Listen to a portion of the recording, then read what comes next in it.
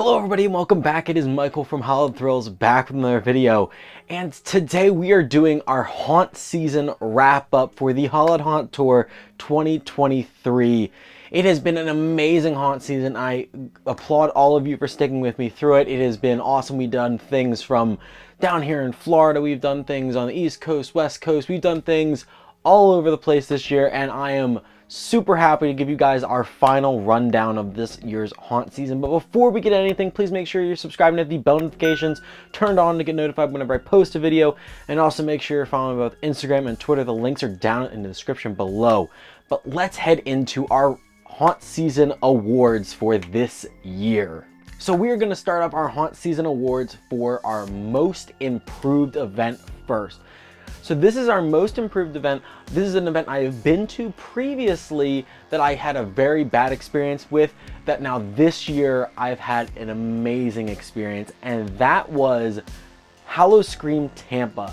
I went to Hallowed Tampa for the first time in 2020, and this was their open air zone slash house year, and it was really just disappointing to me. A lot of the zones were either empty or dead, and it just overall the entire event was just kind of bleh. But this year, heading to the event for the first time as like a full year blew me away. Absolutely exceeded my expectations. Had a fantastic time. Wasn't extremely crowded, and it was just the energy from the scare actors in both the zones and the houses was top notch. They absolutely killed it this year, which gives them the honor of my first award for this year being the most improved event. Now let's head on to our second award for this year, and that is best haunt walkthrough of the year. So this is, out of every single haunt that I've been to, this is my personal favorite of all of them, not including Horror Nights. I will preface this before I get any further. Horror Nights isn't included in any of these any of these first couple awards, just because Horror Nights is in its own league. I'm just going to say that right now. Horror Nights is in its own league. I can't really compare any of those types of things to these.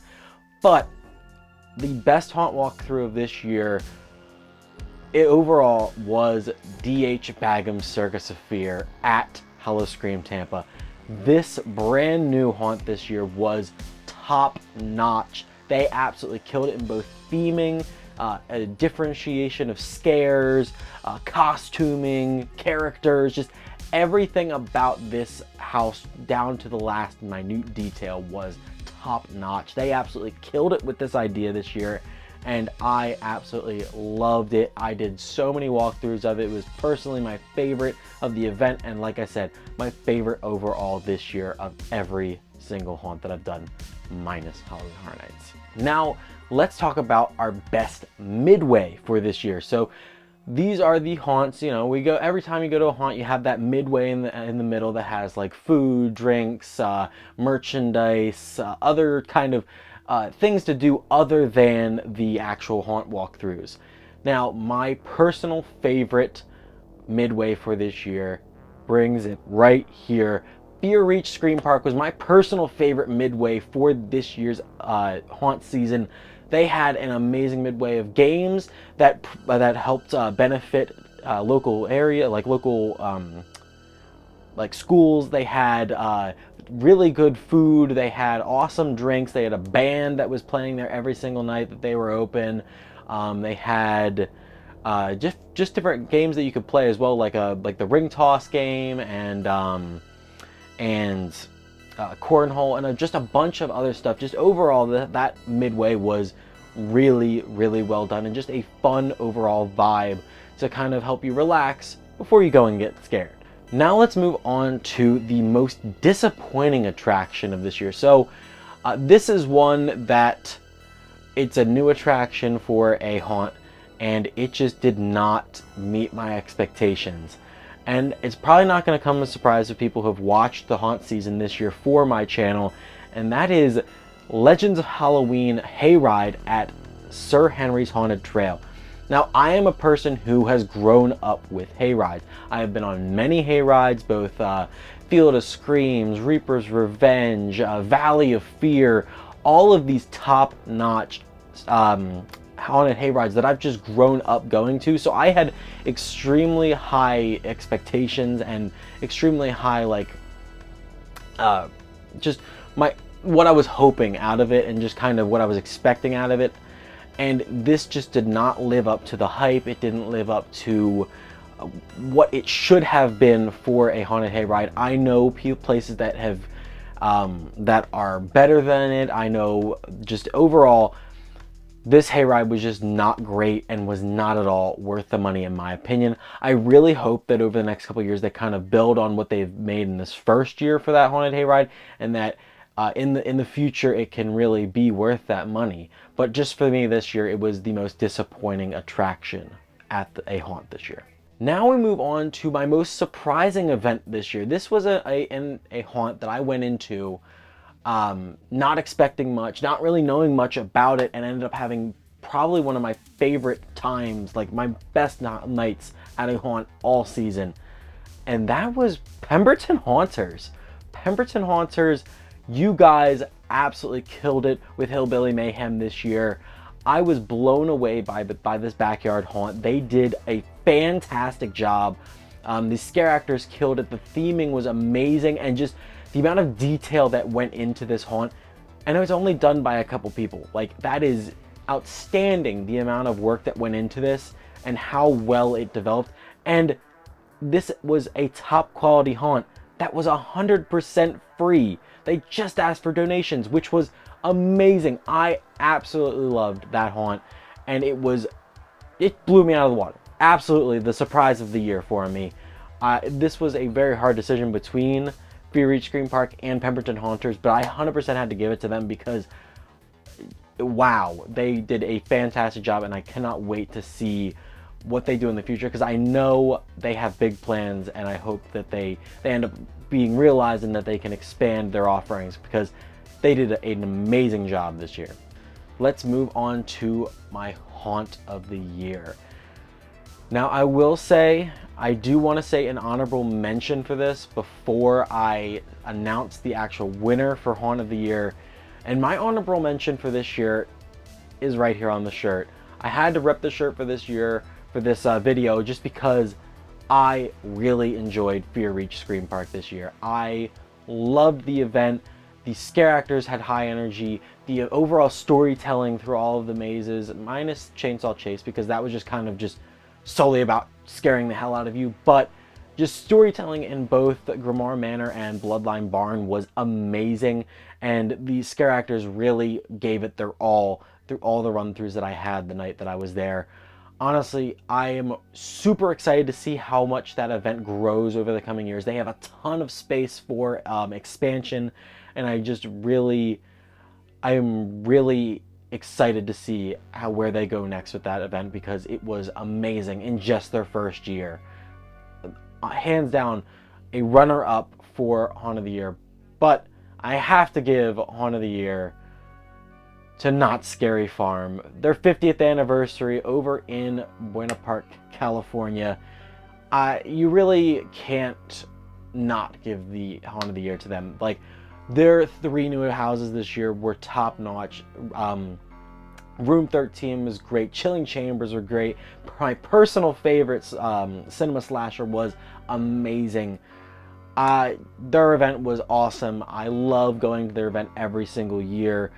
This is now my 2nd year going, but I loved going to their event last year, and I had to go back this year for the 50th anniversary, and they really knocked it out of the park, 100% making them my Haunt of the Year for this year. Alright, so after our initial awards for this year's haunt season, now let's move on to our HHN rankings. So this year I did end up going out to Hollywood as well as being here in Orlando for the events.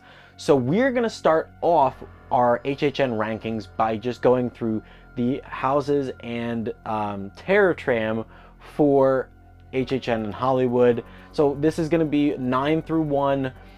Including that terror tram in there as part of my rankings. So let's start us off with number 9. Number 9 for me was Evil Dead Rise. I loved the Universal Horror Hotel last year. I thought that house was amazing, had great storytelling, And I went in this year for Evil Dead Rise expecting not a lot out of it, just because I just did not like how they were just going to reskin a house from last year back into what it was supposed to be initially. There just wasn't enough of a change from the previous year to make me really like it. And there was just oddly not a lot of scare actors in it. They really used a lot of animatronics and things that I probably would have expected them to have a scare actor. So it was just really disappointing for me. But I will say the high spot of this house was that triple scare with the elevator, which I think was one of my personal favorite scares of the event this year over in Hollywood. So I will give it that at least, but it is clearly at number 9 for me. And it's a big margin of gap between number 9 and number 8. So number 8 for me over in Hollywood was The Exorcist Believer. Now their Exorcist house was very good.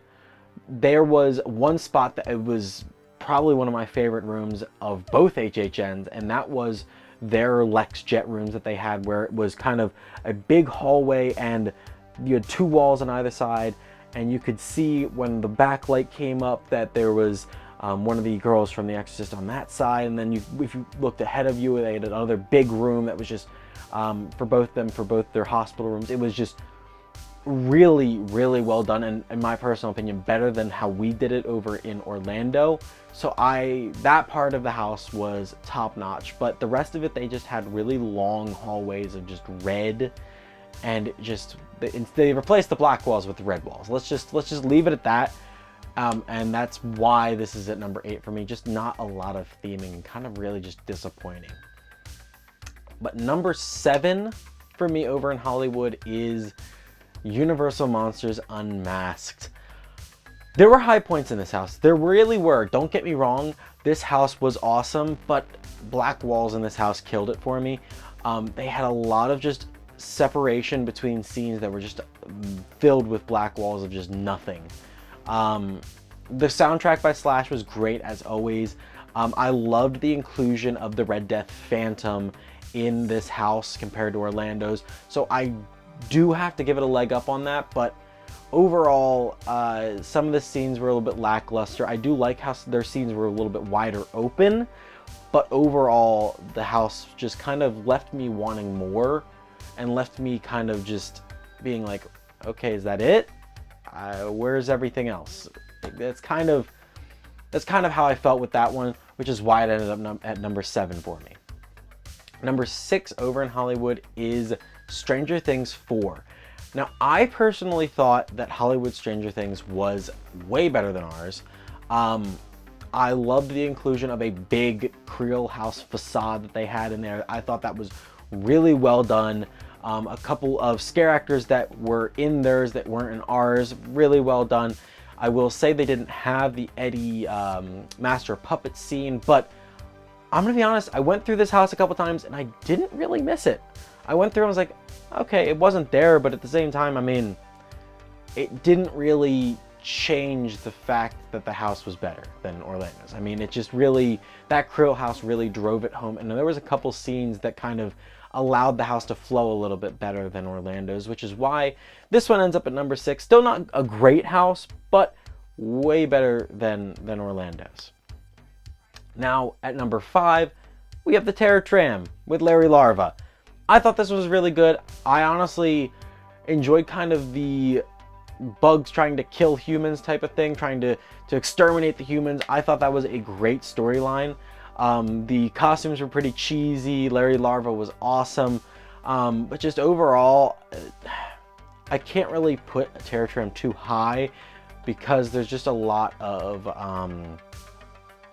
empty space between sections. I mean, it's kind of to be expected with it, but at the same time, I'm just, I don't know. Like I said, I don't think Terror Tram will ever be extremely high on my list, but it is always a great experience overall, which is kind of why it ends up right in the middle for me again this year at number 5. Number 4, we have a house that I was extremely excited for at the beginning of the season, and it really was a fun house. That is Holidays in Hell.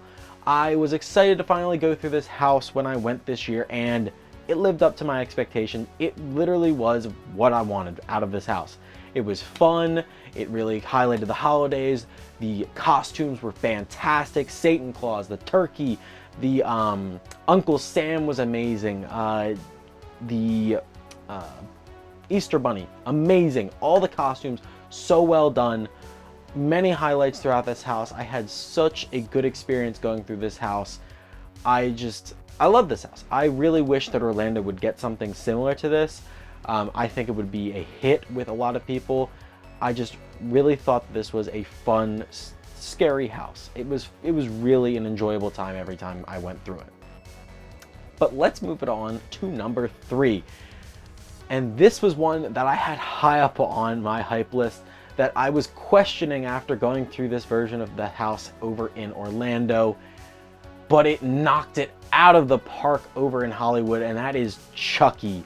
They killed it with this house over in Hollywood. Chucky's ultimate kill count really was the star of the show over in Hollywood. They had the exact idea. It was literally like they were in my mind when I thought of this house or when it was initially announced. They went in my mind, we're like, all right, we're making exactly what he's thinking in a house. And that is exactly what this was. That is exactly what I wanted out of it. When they announced that it was going to be kind of a meta-esque house, I was thinking so many things about it, and then I was like, okay, this is exactly how I want it to be. And they did it to a T. That house was perfect. Perfect for what it was supposed to be. And scary sections, the animatronics for Chucky in there were so well done. Just overall, the storytelling from that house was really well done. And it also followed seasons 1 and 2 of the TV show, but I didn't really need to see the show to get some of the references in it. I was just like, okay, Chucky's killing someone here, Chucky's killing someone there, Chucky's all over the place just killing people, and it is great. It was exactly what it needed to be. But these other two were great. Number 2, The Last of Us. The Last of Us over in Hollywood was amazing. I love that you followed Joel and Ellie throughout the entire house. I love how it was literally like you were following along with them with the story while also kind of having your own role in the story. It was really, really well done. And the actors that they had for Joel and Ellie throughout the entire house, it was like I was in the video game. I was like, holy crap, that makeup is so good and the costuming is so good that they look like they were taken right out of the video game. They were amazing and acted so well. I like how consistent Hollywood's Last of Us house was every time I went through it. It was a home run after a home run every single time I went through it. And the clickers, bloaters, stalkers, all of those creepy monsters from this universe scare the hell out of me. They did a fantastic job with this house this year. Definitely, in my opinion, better than Orlando's again. And last up, there can only be one thing left that I have yet to talk about over in Hollywood, and that is my number 1 house for this year, Monstruos, the Monsters of Latin America. This house was amazing. It started off a little bit slow, I will say that, but I loved the actor out front of the facade kind of telling the story of the Monstros and telling the story of all the different monsters that you were going to encounter throughout the house. I just really loved that character. Like I said though, the first couple rooms were but then you got to La Lechuza, you saw that massive animatronic and you knew, okay, I'm in for something magical in this house. Saw that animatronic, it was amazing. Saw the scare actors popping out that looked like the Lechuza. It was scary as hell. And then you got to the main man at the end of the house, El Cibon. El Cibon's section was by far the best section in the house this year at any of the Horror Nights. His section was so good. You had the stilt walker before you headed into the pub. You had the spine ripping effect in the pub, and he kind of just started hitting shit with the spine that he ripped out of the person. It was really well done. And then you went into El Cibon's sack and you had a quad scare. You literally walked in, right off the left, scared to hell, right off the left again, and then as you're coming to from that second scare from the left, right in front of you get another scare, so you just try to turn right and get out of that room, and then a massive puppet just gets right in your face. They absolutely nailed that ending for that house, getting you out of there as quick as you possibly could. That ending for that house was, like I said, by far some of the best section of any Horror Nights house for this year, which is why Monstros, the Monsters of Latin America, is #1 for me over in Hollywood this year for HHN. But now let's move on to Orlando, HHN Orlando. And we got some scare zones for you that we're going to talk about first. Before we get into the houses, I'm going to try to go through these scare zones a little bit quicker just because we're running a little bit long on time. But let's start off with number 5 for scare zones. We have Shipyard 32. This zone was kind of disappointing to me.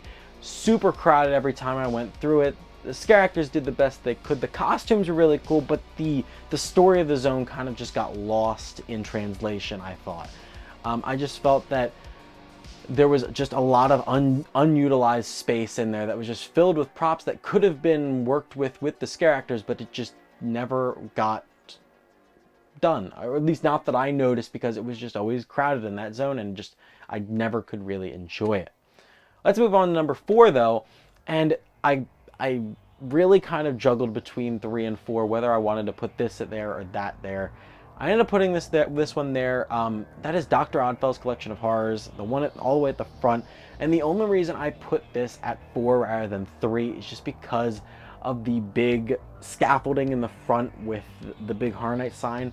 I just really wish there was some sort of theming on that scaffolding this year. It was just kind of bare. And other than the little gypsy cart that they had there for Oddfellow's show, there wasn't really a lot of theming in this zone. The scare actors in the zone were fantastic. The costumes were amazing. They did an amazing job in this zone. But like I said, I just wish there was a little bit more theming in the zone. Just kind of really immerse you in it. I get that it's kind of a little bit weird now with the Minion Alley there, but overall though, I think this zone was way better than my expectations for it. I thought that they did a fantastic job, and really the scare actors made that zone. Now let's move on to number 3. Number 3 was Dark Zodiac. The costumes were great, don't get me wrong, but it just felt more like a picture zone than anything else. I didn't get a lot of scares other than maybe the guys with the chainsaws. The chainsaws always get me, but that's just a cheap scare. None of the actual like Zodiac monsters really ever scared me. And the steampunk vibe of all the set pieces just really was lost on me. I was like, okay, it's Dark Zodiac, but at the same time I just don't really get why we have like weird barrels with flames and weird gears. It just I never really kind of got it. I don't know if I missed something in the explanation of the zone. It just didn't really make sense to me. But now we have number 1 and number 2. I went back and forth between these two, but there was one of these zones that I just spent more time in than anything, and every time I went through it I had a fantastic experience. So at number 2 I ended up putting Vamp 69 Summer of Blood. I love the Vamps. I know they know that I love them. All of the scare actors in that zone were amazing this year.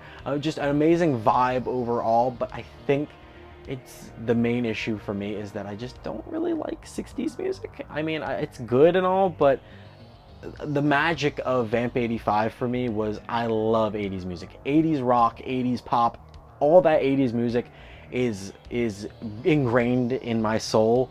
So 60s Vamp 69, the music didn't really vibe with me. The whole hippie vibe didn't really go with me. I just, overall, the zone was fun. The zone was a great zone. The scare actors were having a fantastic time. I understand why this wants the scare zone of the year, but for me, it just wasn't the same vibe that I had from Vamp 85, and it just kind of missed the mark ever so slightly for me, which is why number 1 took the edge over this. And that number 1 spot goes to Jungle of Doom. Jungle of Doom for me was my zone. It was my shit.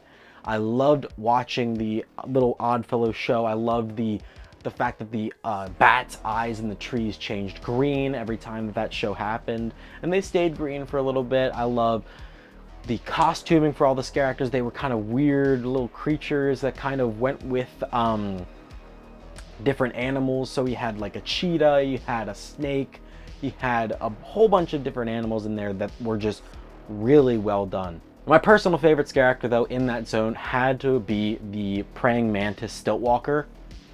So cool, such an amazing costume. Hands down, one of the coolest costumes at this year's event. But, like I said though, everything about this zone was awesome. I loved the theming, I loved the little show that they had, this costume, just everything about this zone to me was perfect. I will say though, the fog at times is a little bit much, but I think this is probably one of my favorite Central Park zones that we've had over the last couple years, and it didn't need to have pumpkins in the trees for me to love it, which is why I'm so surprised that I love this zone so much, but it was really, really fun. But now it is finally time. We have talked about too much stuff for far too long, and it's time to talk about our HHN 32 house rankings for Orlando. Number 10. Comes to no surprise to anyone, I feel like this is kind of everyone's thoughts for number 10 for this year, and that's Chucky. Chucky Ultimate Kill Count in Orlando was a steaming pile of garbage. The scare actors, you tried your best, but this house just felt like they took the last little bit of budget they had from this year and said, here you go, make a house. And then they were like, oh, we want a $10,000 animatronic. Let me take that out of there. Here's a really cool animatronic that I'm barely gonna see in the house. Unless it's right at the front, and even then I still might not get the experience of seeing it actually run. And then here you go, here's like $500 to make the rest of the house. Have fun. This house was terrible. This house was god-awful. Scare actors, I am so sorry that you had to experience this house and have to work in this house. It was just a terrible, terrible house. Probably one of my least favorite houses I've ever been through. And there were times where it was good. There was scare actors like the big kind of bobblehead Chucky with the chainsaw right at the end. Favorite scare actor of the entire house. Not gonna lie, he was so good. But just everything else in this house kind of just fell flat for me. It just didn't really fit the vibe that I was hoping for this house, and it just was not good at all. Well, let's move on to number 9. And I'm going to get a lot of hate for number 9 because a lot of people thought that this house was one of the best ones this year, and I just don't feel the same. At number 9, I'm going to put Dueling Dragons, Choose Thy Fate. I just didn't think the house was all that scary. Now, don't get me wrong, one of the most scenically beautiful houses of the year. Amazing. Costumes were pretty cool. The storytelling was awesome, but just overall not scary at all. I feel like this would have been a really cool daytime walkthrough experience. Don't get me wrong. I thought that this is really for those fans who grew up with the actual Dueling Dragons attraction. It just didn't really resonate with me. It was cool though. I will say that it was cool, but just not my cup of tea. It just the fantasy type of thing just does not really fit in Horror Nights. I will say that right now. Now let's move on to number 8. Number 8 was Stranger Things 4 for me. I went through it the first week, thought it was great, and then it just hit me with every single time I went through it, I was just like, oh, yeah, that's a missed opportunity. That really doesn't work all that well. And just the more I went through it, the more I just didn't like it. It started off after the first week, I think at like 3 or 4, and then just swiftly fell the more times I went through it. There was no wait for this other than like a straight up walk-on that made this house kind of worth it for me. Nothing is going to recreate that magic from the first Stranger Things house. I will say though, in my opinion, I think this one's better than Stranger Things 2 and 3 that they had a couple years ago. But then again, nowhere close to the first one. Let's move on to number 7. Number 7 and number 6 kind of go hand in hand. I just debated every single second of every single time that I was there which one I want to put in which place, and I kind of feel bad even reading this now, putting this at number 7, just because I thought it was a very fun house. And that was Oddfellows Twisted Origins. I thought this house was so much fun, don't get me wrong. The storytelling aspects of it were awesome, and the more run-throughs I got of it, the more I liked it. I had such terrible run-throughs opening weekend that it never really recovered for me. It did jump up a couple places, don't get me wrong, but just those first couple run-throughs really set the tone for it, and it just never really recovered. Number 6, though, was The Last of Us, and this is another one that started off pretty high on my list, and then the more I went through it, the least I like it. The double scare, though, by the 2 clickers towards the end, absolutely scared the shit out of me the first time. Probably one of the best scares I've had at Horror Nights since I've been going. They scared the hell out of me. Really, really well done by those scare actors, and the big bloater at the end who got me as well. But just the house kind of was missing something, and that something was Joel and Ellie. They were inexistent throughout the entire house. You had Joel at the beginning, you had Ellie about halfway through, but overall the house was kind of just a normal zombie house. It just didn't really have a kind of story to it. It was just eh. But anyways, let's move on to number 5, and this was one that I wish I could put higher, but 4 through 1 just were leagues above it. And number 5, I have Exorcist Believer. This was a surprise of the event for me. Exorcist Believer, I was like, it's a house for a movie that hasn't even come out yet. I don't even know what it's going to be about. I don't even know how well it's going to do. The movie's probably going to be shit, so that means that the house is probably not going to be that great. I was kind of right about the movie part, but the house was great. The house was great. The girl scare actors in there, all of you, holy crap, you went all out this year. Applaud to you guys for making something out of nothing. The 2 girls that were right after that LexJet scene scared the hell out of me closing weekend. Holy shit, they like timed that so well that I was done for, man. I almost fell to the floor. They got me so good. The demons that were in there absolutely killed it. Just the overall theming of this house really flowed really well, and I just think that it was one of the best IPs of this year, except for one more that I have yet to announce on this list. But Exorcist Believer really exceeded my expectations this year and was really, really well done, and I kind of wish I went through it more, not gonna lie. At number 4, we have the House of the Year. This was the House of the Year as voted by the backstage people, and that is Yeti Campground Kills. This was the campy, not to pun, but this was the campy, fun, kind of gory House of the Year. It did remind me a lot of Yeti Terror of the Yukon, which was one of my personal favorites a couple years ago, but I still do prefer Yeti Terror of the Yukon over this. But I love the vibes of this house. This house was fun. This house was gory. This house had nostalgia for me. The story of how the Yetis are basically trying to kill everybody because they killed Baby Yeti because of Billy, and Billy getting, well, you know what happened to Billy. Overall, though, such a great house. So many great characters. HHN Bear, you the MVP for this year. Fantastic every time seeing you in there. Everybody that was part of that house, once again, applaud yourself. That was a fantastic run this year, and you guys killed it every single night. Now let's move on to number 3. Number 3 was one that I had super high on my list. I think I had it at 1 at one point. And then it was one of those ones that the more I went through it, the less I liked it.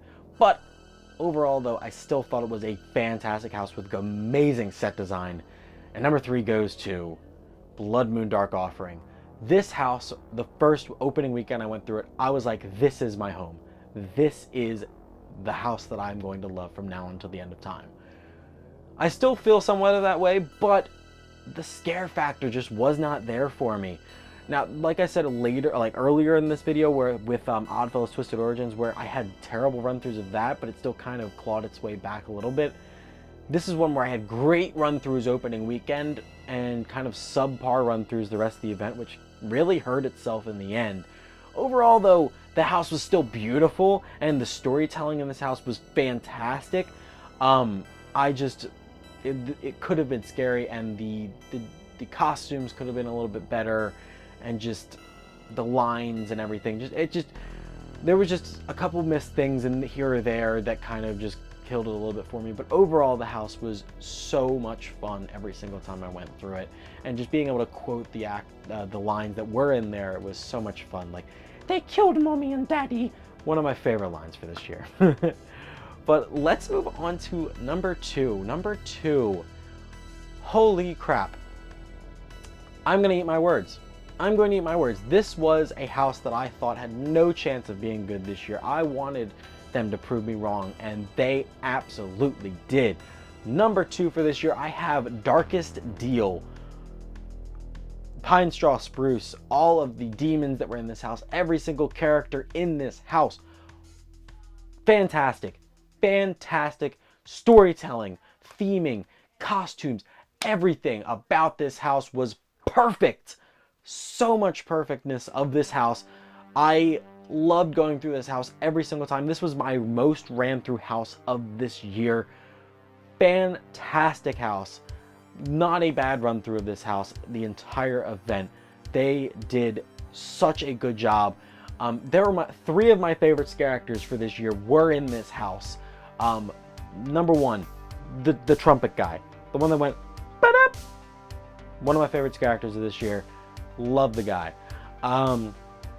The first demon, the one that was on your left, the second you went into Hades, scared the hell out of me every single time. That guy does a killer job. Wow. And then the kind of weird skeleton dinosaur people in the ghillie suits, that second one, not the first one on your left, but the second one that was on your right when you turned around, killed me every single time. They had so many differentiations of how they would come out. You'd think they'd not be coming out, and then they popped out of nowhere. They'd be sitting on the ground and they'd pop up. They did an amazing job. Loved that character as well. All 3 of those characters. Applaud yourself, and everybody else who was involved in this house, applaud yourself, because you killed it this year. I'm so sorry I couldn't put you at number 1, but I have a soft spot for my number 1, and that is Universal Monsters Unmasked. It's my monsters, man. It's my monsters. This was my monster year.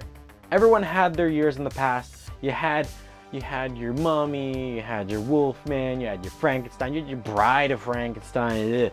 Who cares? This was my year. This was my year. We had my Invisible Man, Hunchback, Jekyll and Hyde, the Phantom of the Opera. This was my house. I loved this house. Everything about this house was perfect.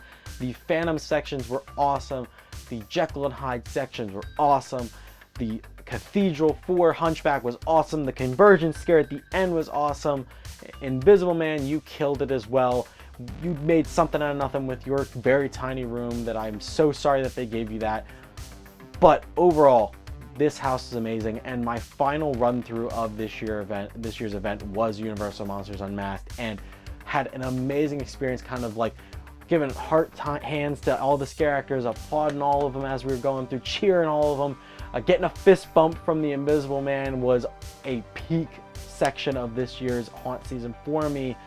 I fell in love with this house, and it just really couldn't have been any other way that this was going to be number 1 for me. I loved this house, and I just think that it's only going up for them, and as long as they keep making these monsters houses, I'm going to keep going to the event, because these monster houses every single year knock it out of the park, and this one is no exception. My personal favorite monsters house of all time. But that is it. That is finally the wrap of haunt season. I hope you guys did enjoy these last couple months of haunt season. I know I have. I cannot wait to share with you guys the stuff that we have coming up for Christmas, as well as me really ramping up into getting some stuff for haunt season, as well as summer, starting to think of theme parks and everything. So I just really hope that you guys enjoyed the content over the last 2 months. It has really been a fun time for me, and I hope it was for you guys as well. But if you did enjoy this video, please make sure you drop a like, and also comment down below what was your favorite haunt of this year. I'd like to know.